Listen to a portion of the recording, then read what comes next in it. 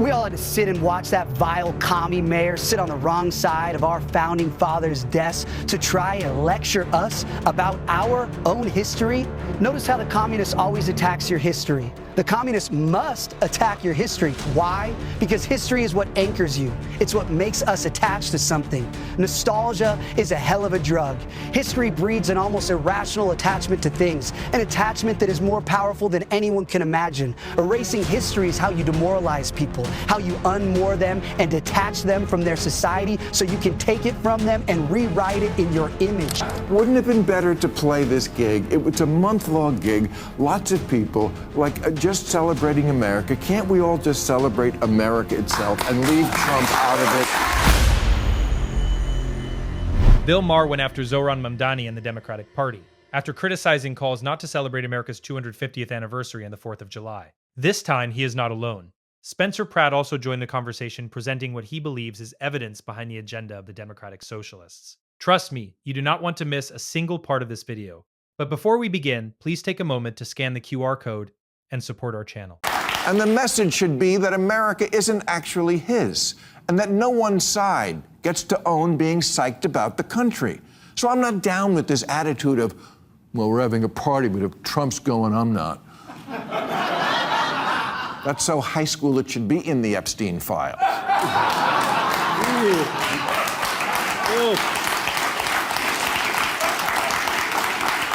Go to the party. It's a big celebration. You probably won't run into him. This country's 3.8 million square miles, and that's without Greenland. Look, I'm not saying Trump doesn't want to muddy the distinction between himself and the country. He sure as shit does. That's what wannabe authoritarians do. They try to blur that line. Don't be an accomplice. Especially since, for all of Trump's nonsense, America is still here. Still incredibly prosperous by world standards, still the place people want to get to, still free enough to let me put the word nonsense next to the president's name. If you think Bill Maher is wrong and that no Democrats are saying these things, there are many examples being discussed. Critics argue that some liberals have blurred the line between celebrating America's history and their opposition to Donald Trump, making everything about Trump instead of the holiday itself. Here is another person criticizing Trump. Now it's just a big MAGA rally, this whole thing, because they all pulled out. So now it's just Trump and Lee Greenwood. Wouldn't it have been better to play this gig? It's a month-long gig, lots of people, just celebrating America. Can't we all just celebrate America itself and leave Trump out of it? Well, and listen, my kids are excited about the D.C. race, right? There is stuff. Listen, that's obviously a ton of people love UFC. The UFC. There's going to be people that are excited about this. But here's what happened: there was a nonpartisan, apolitical effort to celebrate America's 250th anniversary, and instead of just letting that effort go forward, Donald Trump took it over, right, to create a parallel set of events. My understanding is these artists thought that they were going to the nonpartisan effort, and then when they found out that it was just a predicate to a Trump rally, they didn't want to be part of it. I think this would have been a lot better for the country if Trump had decided to just let professionals, let people who just care about celebrating America with no political agenda be part of this. I agree, there's no reason to overly politicize this, but Trump decided to politicize it by essentially shutting down the citizens who were leading it and turning it into a big MAGA event. In my view, he makes those claims without presenting evidence. And people also point out that during the Biden administration, there was heavy attention given to Pride Month around the same period as Independence Day. But let's move on. Here's another clip of Zohran Mamdani explaining what he believes the day represents, despite being an immigrant himself. After that, I'll show how Spencer Pratt responded to his comments. At City Hall, as I sit behind George Washington's desk, alongside new Americans who came to this country, I cannot see all of America. But like so many who came before, I can see New York City. The city I see today looks very different than the one that greeted George Washington. In July of 1776, our city simmered under the yoke of oppression. The British had imposed a colonial rule so repressive that 250 years ago, 80 miles south, a small group of newspaper editors, farmers, and soldiers signed their names on a document declaring truths that feel self-evident now, but were revolutionary then. establishing the ideals our nation still strives to fulfill. The British did not take it well. War broke out. And that August, as the largest battle of the Revolutionary War unfolded in Brooklyn, batteries on Governor's Island took aim at British ships anchored just offshore. We were outgunned, we were outmanned, and we were soundly defeated. After only a few months, it appeared our fledgling attempt at democracy was on the precipice of collapse. But that night, with the moon overhead, thousands of our soldiers silently climbed into ferries and flat-bottom boats and escaped to Manhattan. The Continental Army survived to fight another day. Independence may have been declared in Philadelphia, but it was rescued in New York City. Many people strongly disagreed with those comments. Critics also argue that he opposed plans related to the celebration in New York City. Meanwhile, President Trump celebrated the 4th of July with a military flyover featuring aircraft drawing the American flag across the sky.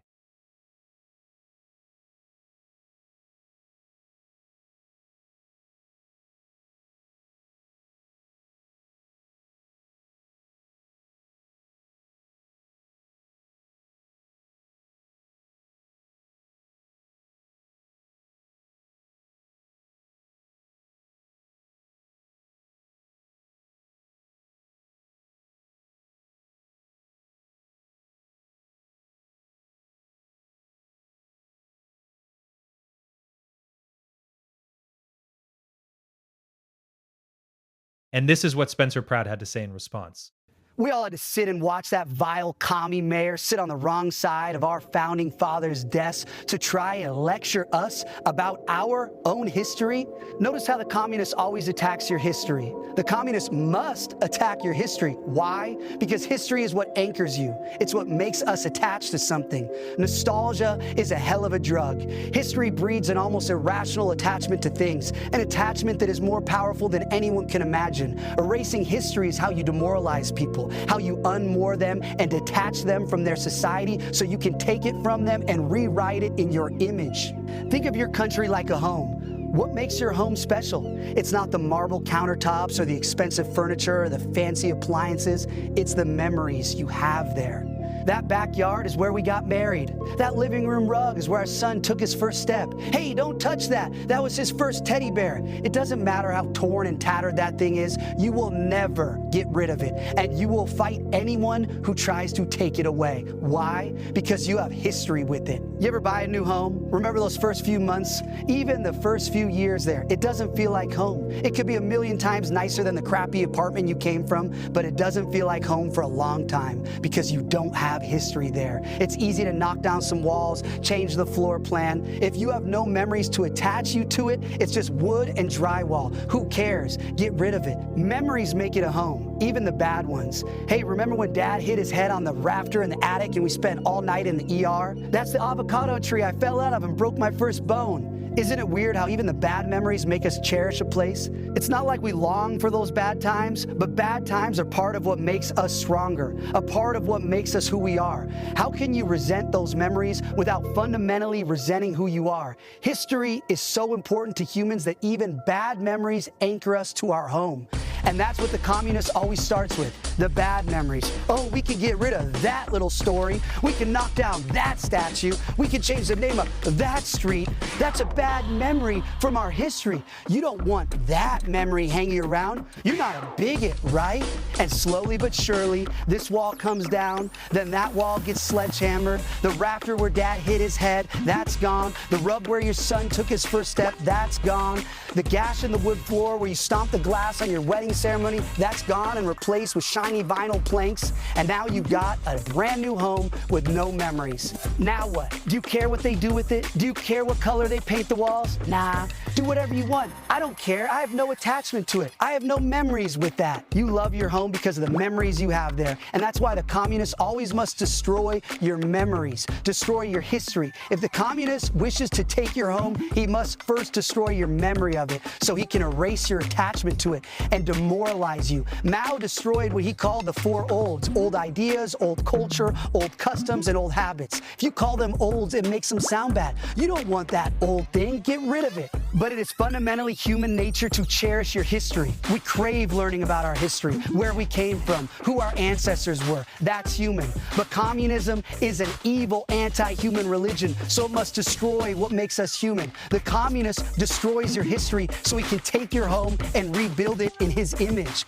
That's why it's your patriotic duty to celebrate today unashamed. It's okay to love America. Not only is it okay to love America, it's necessary to love America. Whether you agree with him or not, many people viewed this as one of Spencer Pratt's strongest speeches. His argument is that too many people now see everything through the lens of left versus right, instead of using common sense. He argues that celebrating Pride Month, while criticizing or downplaying America's Independence Day, sends the wrong message. Now listen to what President Trump had to say. On communism, you've been issuing a wake-up call to Americans at home about the dangers of communism, and now you're speaking on the world stage.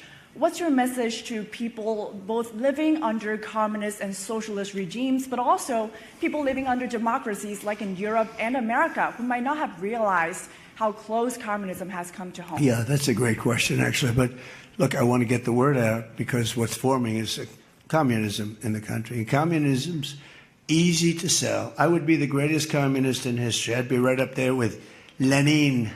I'd be as good as anybody. You've got free rent for the rest of your life. What they don't say is that you'll be living in squalor in 12 months. You've got a free house. Would anybody like to have a free house? We'll take it away from somebody. We'll give it to you. You'll have murders all over the place. Communism's a disaster. It's been proven to be for thousands of years under different names, but same thing. It's very important. And, you know, it's funny. One of the reasons I do so well with Hispanic people, I set a record, Republicans. I get great numbers for the election, helped me get elected in a landslide, the Hispanics, because a lot of them came from countries that were essentially communist.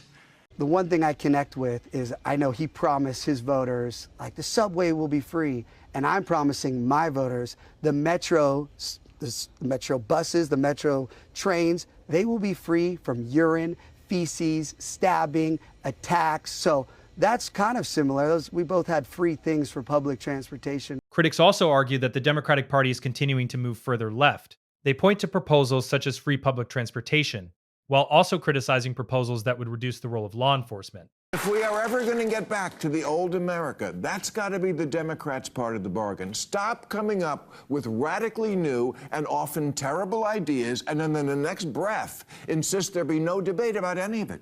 That if you don't see it right away and go along, you're bad, stupid, and deplorable.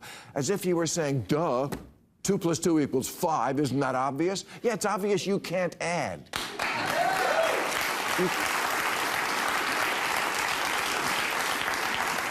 You can't just say shit. Math is racist. Queers for Palestine. Looting is cool. Healthy at any weight.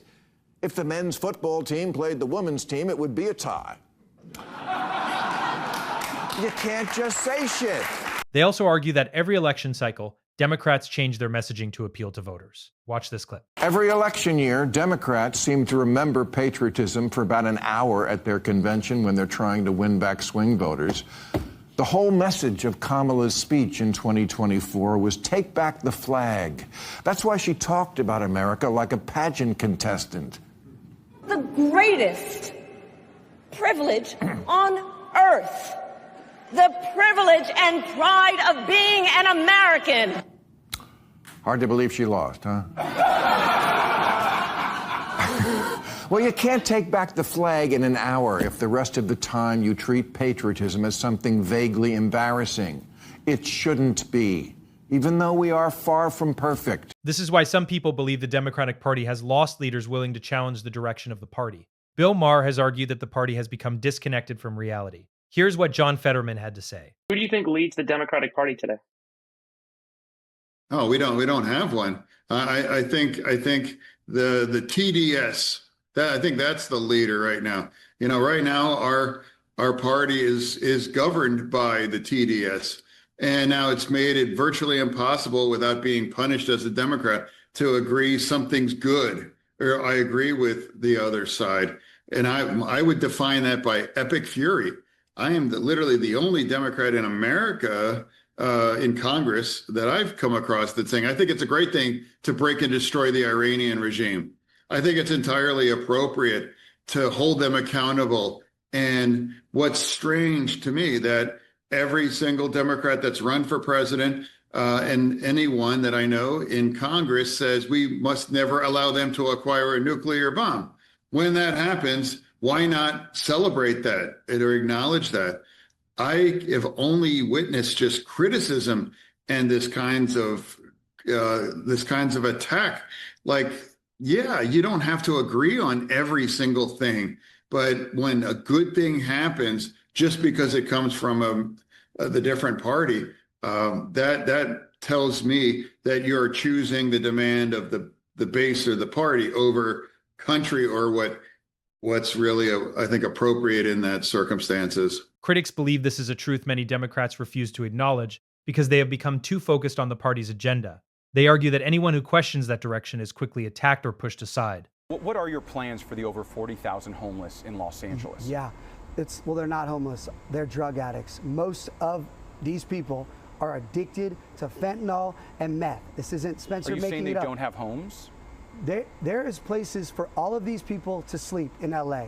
No matter what anybody tells you, we have housing and shelter for everyone that's living on the street. They're choosing to be on the street because they want to do drugs. They don't want rules. They don't want to listen. They want to have animals to abuse. This idea that they're forced on the street right now is a lie that our city is perpetuating. We've paid $24 billion to house these 40,000 people. There's spots for all of these people. They are choosing because they're an addict, and you can do fentanyl and super meth on the sidewalk with no repercussions. These places are not as, they have to follow some rules. You can't torture a dog in some of these houses. You can't just attack people. You can't just be naked. Where are you going to move? Well, I just released a 9-minute video, so you can. I think I saw your video. Yeah, so it's very detailed. But it's going to take time to build the facility and money. No. How fast do you think you can do it? These people can literally. I went to Washington and I saw miles of the most insane prefabricated housing and building. I asked all the CEOs of these companies, I said, how long does this take? I met with FEMA and HUD,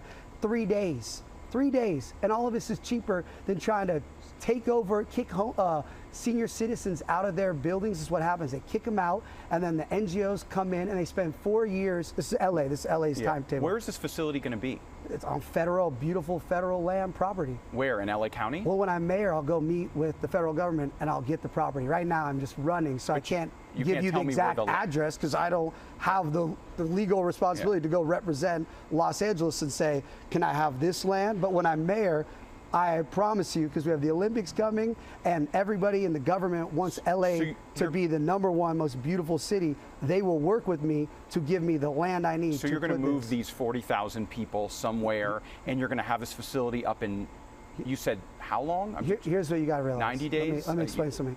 These 40,000 people, 60% of them, City Watch just announced this week, are not from Los Angeles. They're not from California. These people have been bussed in by scam rehabs, scam NGOs, scam homeless nonprofits. These people, when I unplug them and say, we're not taking our tax money anymore, they're all going to Seattle where the mayor will welcome them. These are products to a lot of people. So the people that want to keep doing drugs and live on the sidewalk, a lot of these people are going to leave. The other ones, there's a lot of criminals. There's people that are getting naked in front of kids. They're going to jail. The people that are torturing animals, they're going to jail. So not everyone goes in the same box. So we have the money, we have the resources, and we have the facility. Some people believe one side is trying to solve real problems, while they criticize Zohran Mamdani for focusing on issues they consider less important. They also point out that he has declined invitations to appear on Bill Maher's show and defend his positions. Candidates running for the modern-day Democrat Party. This is not your granddaddy's Democrat Party. This is not the Democrat Party of JFK. This is a full-blown communist revolution that is taking over Capitol Hill right here in Washington, D.C., just a few steps away from where we are sitting right now. The inmates are running the asylum. These are crazy people who are advocating against what I call the 3 Ps: prison, police, and prison, police, and private property. They don't want any of those things, and those are the ideals that founded this great country 250 years ago. But as President Trump says, communism is easy to sell. You just promise people free stuff. Until a few years, you're living in squalor with no free home, no free food. You're just sitting there with a whole bunch of communists looking around and saying, what the heck happened to our failed state? And the president said he'd be a great communist. He'd give everything away for free. It's an easy sale to make. But he said communism, this new strain, it's the biggest threat the country in 250 years has ever faced. I mean, that's a powerful statement. And he's 100% right about that, because if you look at these candidates, they are becoming mainstream in the modern day Democrat Party. You mentioned Chuck Schumer is worried about his leadership position. He should be, because if he was in a primary in New York State against Alexandria Ocasio-Cortez, who is a socialist and probably commie curious, as you pointed out, he would get wiped out. And he's the leader of the Democrat Party. Hakeem Jeffries is afraid of these candidates running because they are going to take over the Democrat Party. So the way that we stop this communist revolution in its tracks is for great Americans across the country who love America, who are celebrating her in 250 years of our great nation this week, to vote against this communist revolution, vote against the Democrats. There's only one choice. It's President Trump, it's the Republican Party, and it's common sense. That's what this is about. Communism versus common sense. That's a good way to frame it. If it doesn't go that way, if these commies get in, they're going to be a powerful little caucus. They're going to here to blow things up. They're not here to negotiate Pentagon funding. They want zero Pentagon funding. They're in here to destroy the country. How would the president negotiate with people like that? I'm not sure you can, and I think that's why the president is being so bold in warning the American public against this communist takeover of the Democrats. And as Ronald Reagan perfectly stated, freedom is never more than one generation away from extinction. If these communists are given a chance at power here in Washington, D.C., if they retake the majority in Washington away from the Republicans, we will be heading down a communist takeover. Ask the people of Cuba how that worked out for them. They are begging to come here right now. Some of these kids, and I call them kids because they're in their 20s, and they've never had real jobs, and they're complaining things are expensive. Yes, things are expensive when you don't have a real job. That's right. Do you think that's getting traction, complaining? Unfortunately, I do, because this generation, my generation, I hate to say it, Gen Z and those younger than me have been raised with just silver spoons in their mouth, just getting everything handed to them. That's not the values this country was built on. It was built on meritocracy and hard work, pulling up your sleeves, pulling yourself up from your bootstraps, and achieving the American dream. And we need to protect it with all we got. Is it laziness? A little bit. Is it because the professors said the country's corrupt, it's evil, and we just need to shake them down and hand money out? It's laziness, and it's the liberal indoctrination. You bring up a great point about our education system. However, I will say a silver lining, so many parents that I talk to across the country are homeschooling, are turning to private education, are turning towards Christian schools across the country because they don't want their children being taught these communist and liberal ideas slammed down their throat. It's why President Trump in the White House has advocated so strongly for school choice across the country. We want kids to be taught to love our country. They should. It is the greatest country in the history of the world. All right. I say, if they misbehave, just make all these young kids join the army, right? Shape them up. I almost had to. Send them to Cuba. Send them to Iran. They'll want to come back real quick. That's a good point. They can say hi to the gay Ayatollah. Thank you so much, and welcome back, Caroline. Good to see you, Jesse. Thank you for watching this video. If you enjoyed it, hit the like button and subscribe to the channel. And once again, if you'd like to support our work, please scan the QR code. Thank you.